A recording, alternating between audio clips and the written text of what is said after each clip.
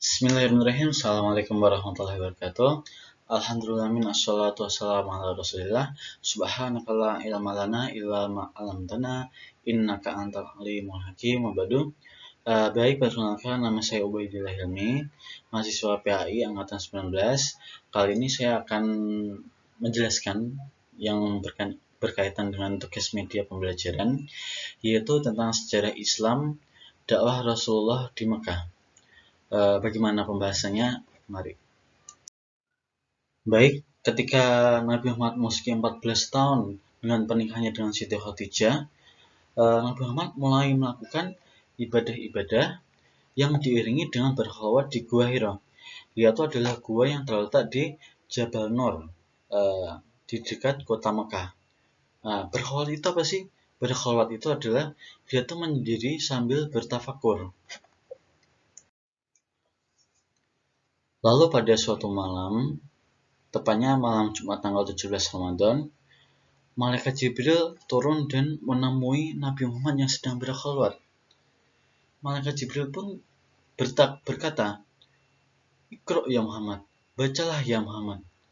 Apa jawaban Nabi Muhammad? "Saya tidak bisa membaca." Lalu Malaikat Jibril memeluk Nabi Muhammad dan mengulangi permintaannya, "Iqra ya Muhammad, bacalah." Sampai yang ketiga kalinya, akhirnya Nabi Muhammad mulai menjawab, "Apa yang perlu saya baca?" Dan ketika itu jelaslah bahwa Malaikat Jibril membawa wahyu yang pertama dari Allah, yaitu adalah surat Al-Alaq ayat 1 sampai ayat 5. Bagaimana bacaannya?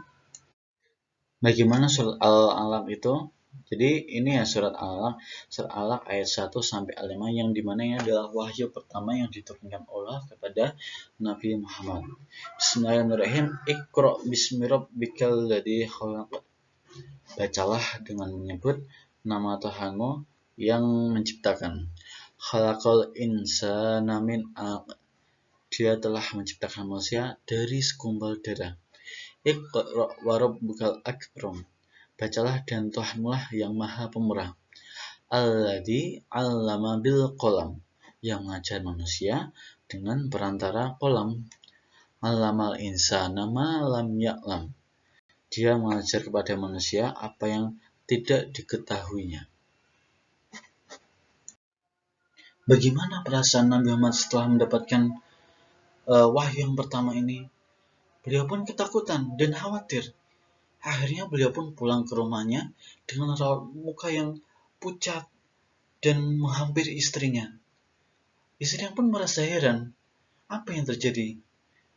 Lalu Nabi Muhammad pun seraya berkata, "Selimuti saya, selimuti saya." Akhirnya Siti Khadijah pun menyelimutinya sembari menenangkannya. Apa sebenarnya yang terjadi? Lalu Nabi Muhammad pun menjawab, "Sungguh saya sangat khawatir dengan diriku." Siti Khadijah pun menenangkannya. "Sungguh Allah tidak akan merendahkanmu untuk selamanya. Karena engkaulah yang menyambungkan tali persaudaraan. Dan engkaulah yang selalu membela orang yang membela kebenaran. Menolong orang yang membela kebenaran." Setelah semuanya itu mulai tenang, akhirnya Khadijah pun mengajak Nabi Muhammad untuk menemui saudaranya yang seorang ahli kitab yang bernama Waraqah bin Naufal. Nah, kepada Waraqah ini pun Nabi Muhammad menceritakan semuanya yang terjadi. Dan Waraqah pun mendengarkannya dengan baik dan dengan seksama. Akhirnya, Waraqah pun mencari sumber-sumber menurut apa yang diceritakan Nabi Muhammad itu di kitab-kitab Taurat dan kitab-kitab Injil. Dan ternyata Waraqah pun menjawab, "Demi Tuhan, yang datang itu adalah seorang malaikat Jibril." Oh, ternyata yang datang kepada Nabi Muhammad itu adalah seorang malaikat Jibril yang pernah datang pada Nabi Musa. Baiklah menjaga diri, tabahkanlah hatimu wahai Muhammad, kelak engkau akan diangkat menjadi seorang rasul. Jangan takut, tapi gembiralah menerima wahyu ini. Akhirnya setelah Nabi Muhammad mendapatkan nasihat dari Waraqah bin Naufal, pada malam ke-40 ketika Nabi Muhammad sudah siap untuk menerima wahyu kedua, ia pun mendengarkan suara yang semakin keras yang ia dengarkan. Ya Muhammad, engkau benar utusan Allah.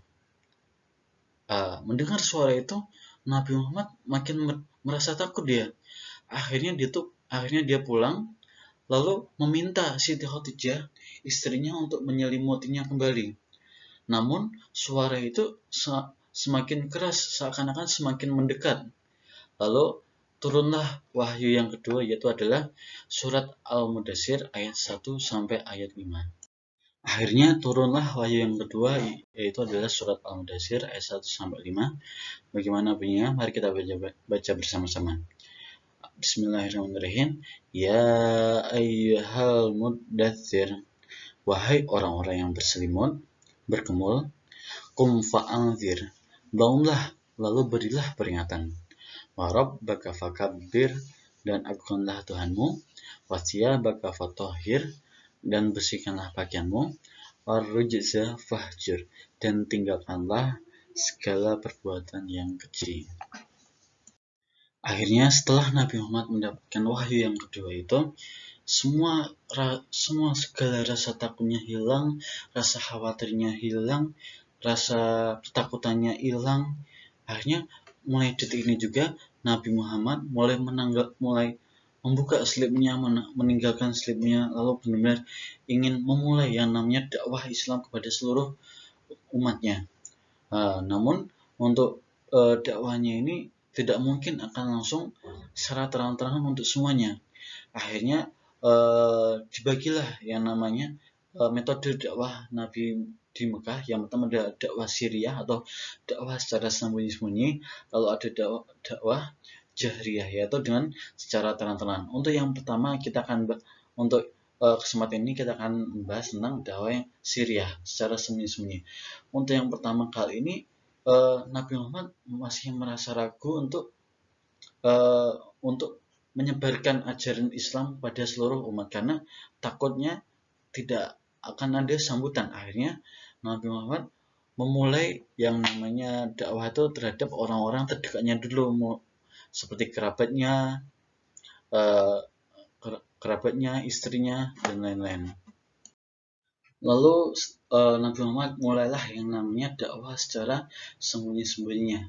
Dan ternyata dakwah yang secara sembunyi-sembunyi ini yang beliau lakukan selama 3 tahun ini mempunyai respon yang cukup baik. Dan mempunyai respon yang cukup baik karena ternyata banyak yang mau untuk masuk Islam. Akhirnya muncullah orang-orang yang disebut sebagai as-sabiquna awalun, atau orang-orang yang pertama masuk Islam. Di antaranya adalah yang pertama adalah istri Rasulullah sendiri, yaitu Khadijah binti Khuwailid. Dia adalah wanita pertama yang masuk Islam. Lalu ada dalam kalangan anak-anak itu ada Ali bin Abi Thalib. Lalu di kalangan budak ada yaitu adalah Zaid bin Haritsah. Lalu ada yang dari kalangan pemuda, yaitu adalah sahabat Rasulullah sendiri, itu adalah Abu Bakar As-Siddiq. Mungkin teman-teman cukup sekian tentang pembahasan dakwah Rasulullah secara dakwah Rasulullah di Mekah ini. Untuk pengembangannya pasti setelah ini akan membahas tentang dakwah Rasulullah secara jahriyah, secara terang-terangan. Ada kurang lebihnya mohon maaf. Assalamualaikum warahmatullahi wabarakatuh.